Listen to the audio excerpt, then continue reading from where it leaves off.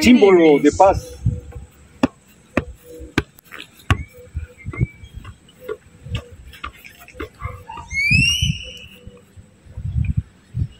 Η ειρήνη δεν είναι ηρεμία. Είναι η κίνηση που ρέει φυσικά. Είναι μόνιμη ενέργεια με αδιάκοπη εξάσκηση. Είναι διαρκής μεταμόρφωση. Αναζητά την κατεύθυνση.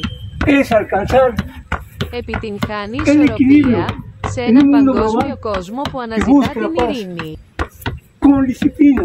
Με πειθαρχία, ανεκτικότητα, μαχητικότητα και περισσότερη μαχητικότητα.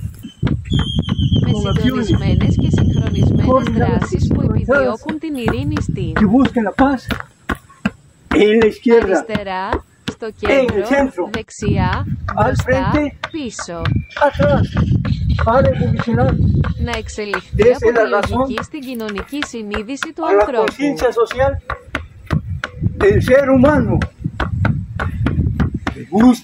Ήρθε να αναζητά την ειρήνη στο μυαλό του θέλοντας, στο σώμα του δύναμη, με το ταλέντο του να γνωρίζει.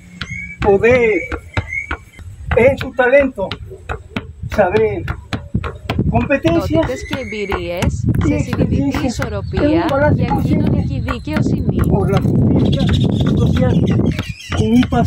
Με ένα παρελθόν που ενισχύει το παρόν ψυχικά, σωματικά και κοινωνικά.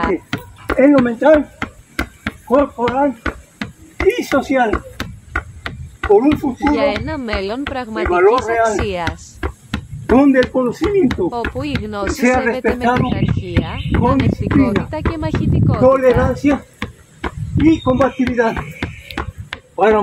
Να παρακινήσει το είναι. Να έχεις προκλήσει με τη σφραγίδα της ομαδικής εργασίας. Γιατί η ειρήνη είναι δικαίωμα και υποχρέωση. Προκλητικό και μεταμορφωτικό. Ενωμένοι σε ένα έθνος. Έχει όνομα. Πλανήτης ειρήνης. Ενώνω. Ενώνω. Ενώνω.